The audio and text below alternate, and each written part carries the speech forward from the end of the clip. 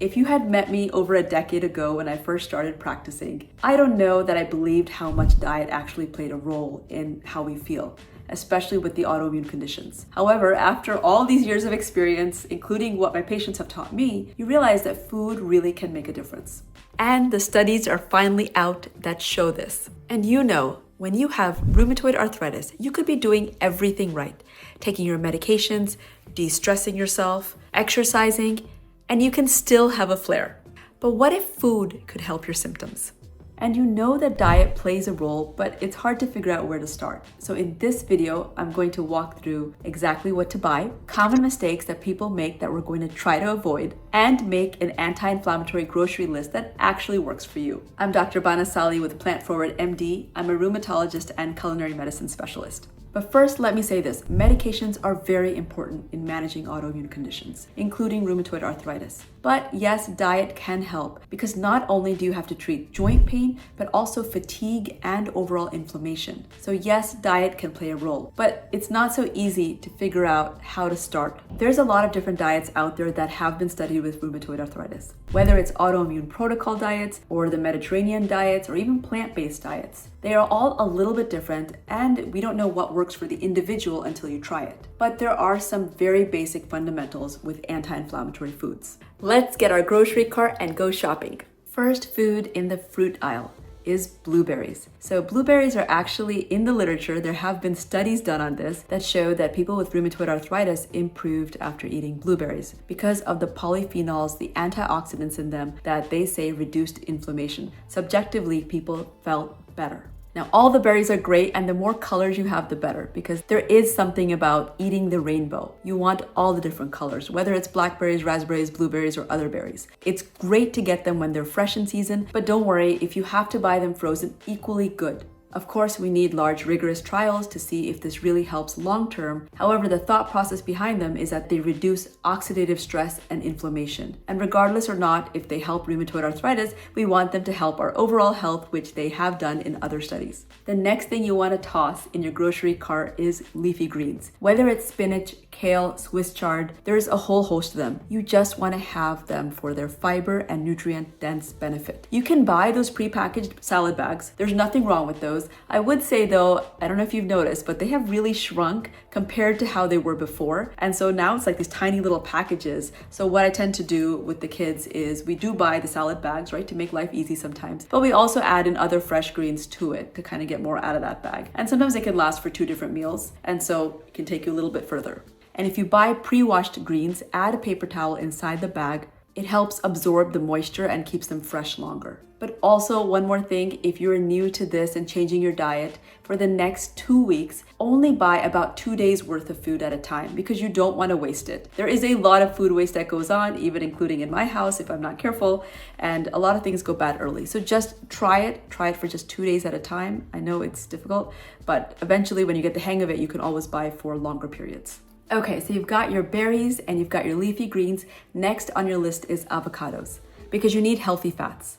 And a tip for avocados is that once it's ripe, just store it in the fridge. It can still last for a week to 2 weeks if it's in the fridge. In the Florida heat, it doesn't last very long on our counters at all. Generally, when I try to buy them, there's a few of them that are unripe and then there's a few of them that are almost ripe so that you have several days worth together. Okay, so we're going to continue down the aisle and head over to the whole grain section. Now, I know sometimes it's challenging because you're like, well, what am I going to eat aside from the usual bread that I get? Whether it's farro or barley, sorghum, quinoa, which is a complete protein, even wild rice, buckwheat, there are so many different choices. If you wanted to just switch out that white rice and try one of these alternatives instead. One of the best ones is oats, which you may have heard of, because it has a lot of soluble fiber in it, which we always want to have more of for our gut health. So make some overnight oats and add some of those powerhouse berries on it, and you're good to go. Let's say that you're in the bakery and you really want to get some fresh bread. What are some good choices? Well, number 1, whole grain sourdough. Yes, it does exist and it's actually quite tasty. Number 2, whole wheat.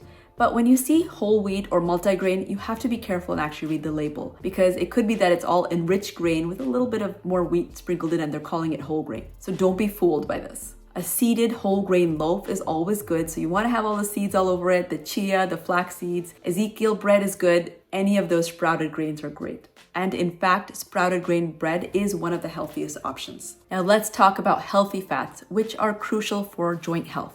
So walnuts, almonds, flax seeds, they're rich in omega-3s, which can help reduce inflammation.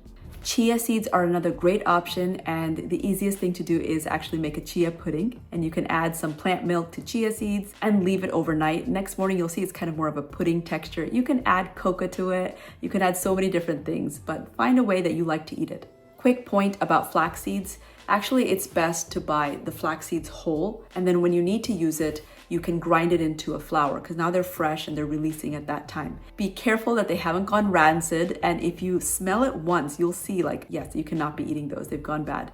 But usually, I keep them in my fridge because that keeps them better for much longer. Especially again, since I live in a lot of heat and humidity, it's a problem if I leave them in the cupboards. So certainly you can look at it that way, but try to get fresh milled or mill it yourself. Just grind it.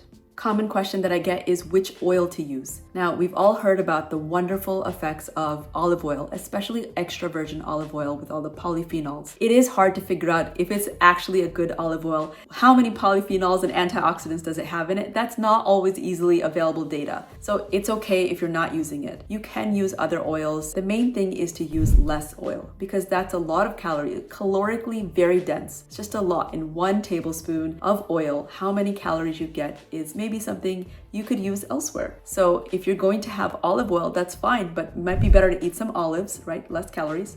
They're very tasty. But if you want, you can use the other oils, just use less. And including butter, if you do prefer to use butter or ghee, it's okay to use a little of different things, but you want to use less. Just remember that. Don't think that whether you're using butter or olive oil, especially with olive oil, I've heard people like, I like to take lots of it because it cleans my insides out. Because some people have told me that they visually feel that it's unclogging their arteries when they're having tablespoons of olive oil. And I'm like, no, that's a lot of excess calories that you don't actually need. What about protein? It's absolutely important, especially as you're doing weight training, you're trying to support your bone health, your muscle health.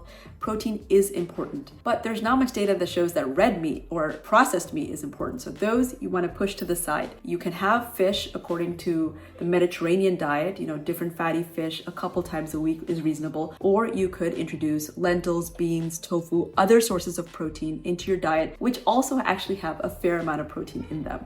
If you're new to lentils and you're worried about an upset stomach, then just start with less. And the easiest way to kind of have it is maybe in a chili or adding it into a grain bowl and taking out something else like white rice.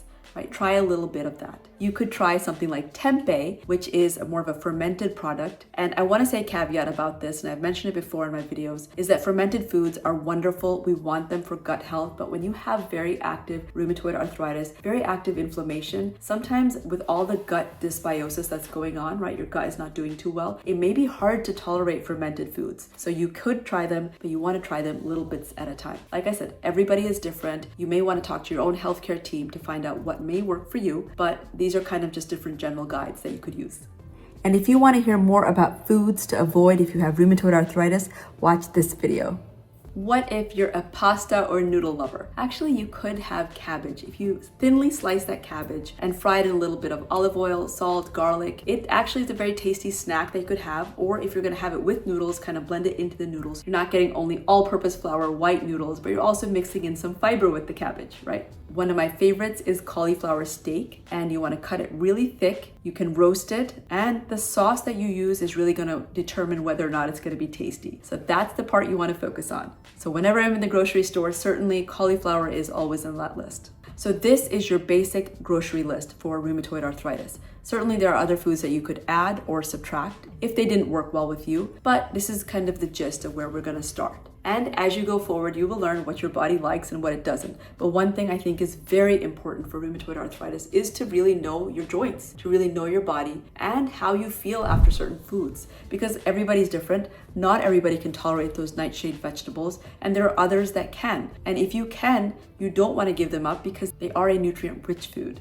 Now, there are two ways to approach this. Some people prefer to just dive right in, cut out everything that they consider a bad food, and just try to put in all the good stuff, or follow an elimination diet, something to that effect. And there are others that are like, let me make some small changes over time, do some swaps, and see if that helps my symptoms. Neither way is wrong, but I would say you have to stick to consistency, whichever one you do. Now, diet is only one piece of the puzzle. There are other ways to improve how you feel, including exercise. Something like a daily walk, just a short walk, can really get your joints moving. Most people with an inflammatory process, they feel the worst when they're going from sitting to moving around, when they travel an hour to see their doctor and their hands are stiff on the steering wheel, or kind of when you get up in the morning, right? Just getting out of bed. You want to walk around, you want to kind of get it all out, but exercise can be really helpful. So diet, I know, can be overwhelming to change. It's just the small things that we're talking about here. What to add in. Now, we can add in good foods, but we also want to eliminate the bad foods, right? The processed meats, sugary drinks. Let's get those away and start with what can actually fuel our body in a good way.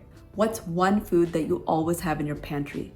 Let me know in the comments. I'm Dr. Banasali with Plant Forward MD. I'll see you next time for more healthy tips on inflammatory conditions and oral health.